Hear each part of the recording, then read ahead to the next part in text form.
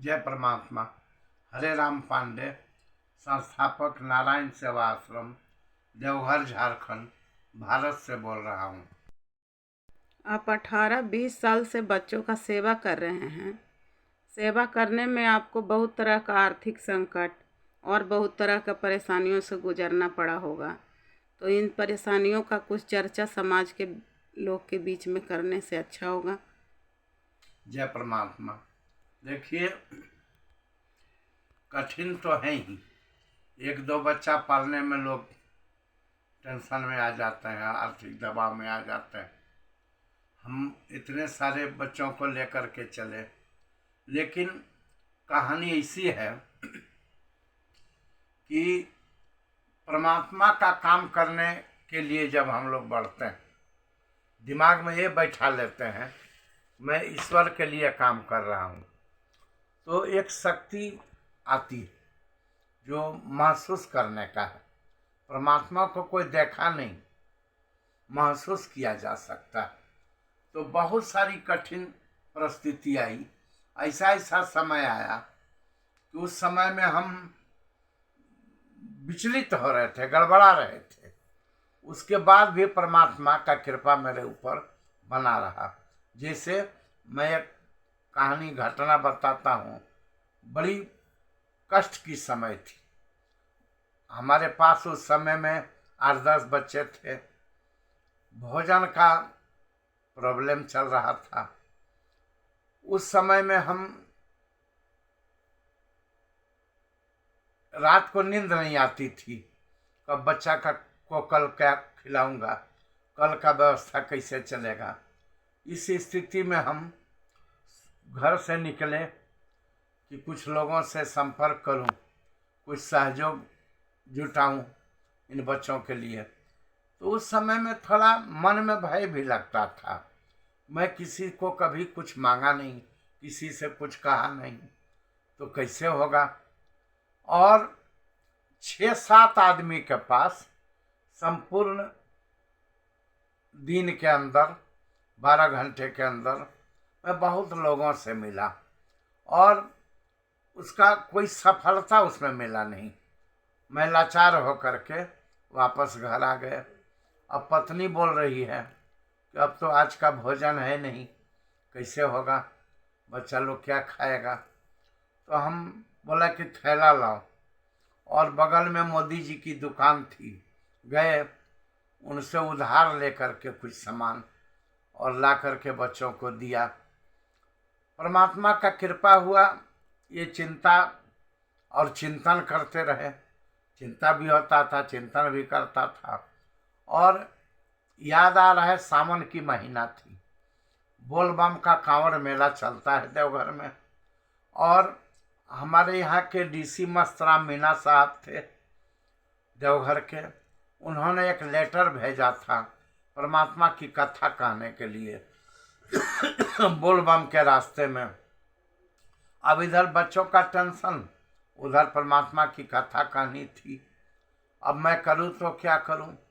तब तक क्या देखते हैं कि एक माता जी रिक्शा पर सवार होके और जो है सो मेरे गेट के पास आके आवाज़ दे रही हैं, बाबा बाबा। तो हम दौड़ के निकले। तो वो एक बैंक मैनेजर की पत्नी थी।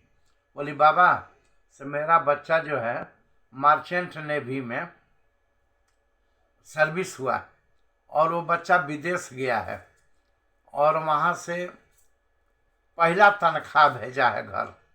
और उसने कहा है कि नारायण सेवा आश्रम जाना, हमारा पहला दरमाहा का पैसा बच्चों को 1 महीना का भोजन खरीद के देना। तो इस तरह से परमात्मा मदद किया मेरा। जब हम हार गए तो हरि शरण में चले गए, अब कोई रास्ता नहीं बचा। तो हम महसूस किया कि ईश्वर कुछ कर रहे हैं। और बहुत सारी समस्याएं आई। अब एक बार की समय है था ऐसा कि एक बेटी को डायरिया हो गया, नन्ही सी बच्ची। अब उसको पैखाना और वोमिटिंग चल रहा है। दौड़ के डॉक्टर के पास गए और वहाँ चिट्ठा बना दिया कंपाउंडर। बोला 3,000 रुपया जमा कीजिए। मेरे पास एक पैसा नहीं था।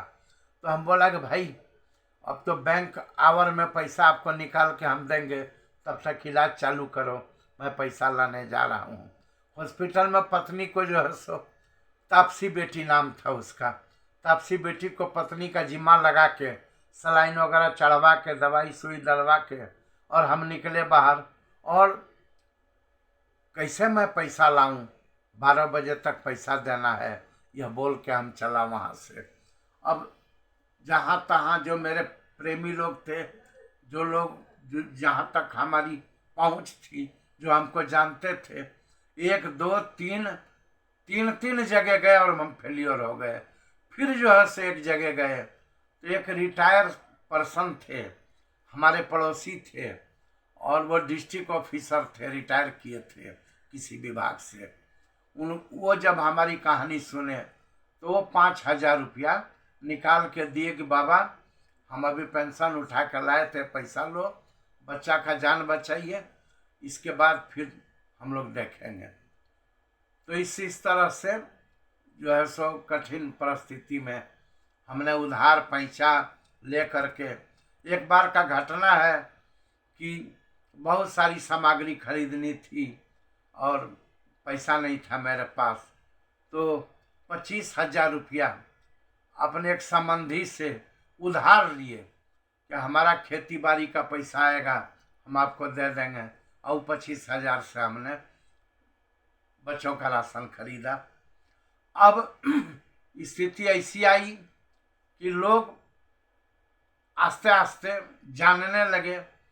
कुछ लोगों को घर घर जाके हम कहा कि आपके बच्चों की जन्मदिन होती है तो कम से कम आप बड़े बड़े लोगों को बुला के खिलाते हैं, इससे अच्छा है कि वो बच्चे जो ईश्वर के स्वरूप हैं, नर सेवा नारायण सेवा, ये जो मेरी बेटियां हैं वो माँ भगवती का स्वरूप हैं, या देवी सर्वभूतेषु। तो आप लोग कम से कम अपने जन्मदिन पर जो खिला देते हैं, जहाँ तहाँ खर्च कर देते हैं, उस पैसा को कम से कम हमारे बच्चों के बीच आकर के और सहयोग कर दें, ताकि हमारे बच्चों का काम चले।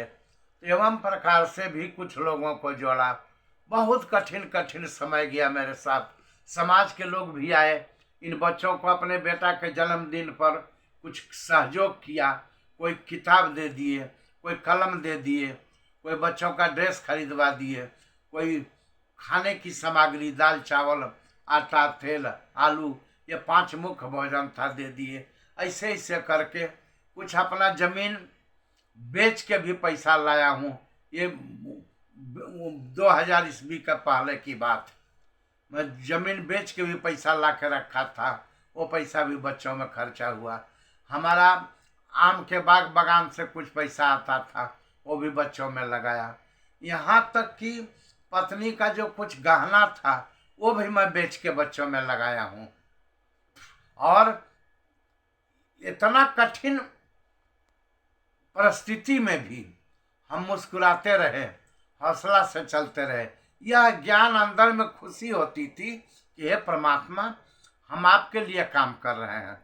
जिससे कि मैं साधक हूँ, साधना करता हूँ। तो गुरुदेव बता रहे थे, आत्म मोक्षार्थम जगत हिताय च, जगत हित के बिना मोक्ष नहीं हो सकता। तो हम मान लिए कि मेरे जीवन का यह बहुत बड़ा सेवा है, हमारा साधना है, हमारा पूजा है, इसके माध्यम तक हम परमात्मा तक पहुँचेंगे। और कभी कभी बहुत कष्ट होती थी तो भजन भी गाते थे। उसमें एक भजन खुद मेरा बनाया हुआ था, जो बाबा भोले बैद्यनाथ के पावन भूमि बैद्यनाथ धाम पर हमने गाया था।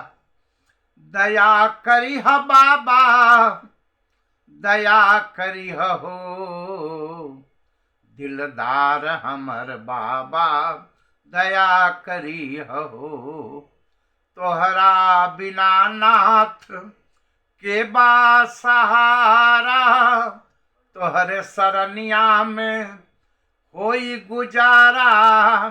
असरन के शरण में आहा बाबा, कोई शरण देने वाला नहीं। इतने नन्हे मुन्ने बच्चों का पिता बना दिए हो आप, असरन के शरण में लगा लिया हो, दिलदार हमर बाबा दया करी हो, दिलदार हमर बाबा। उल्टा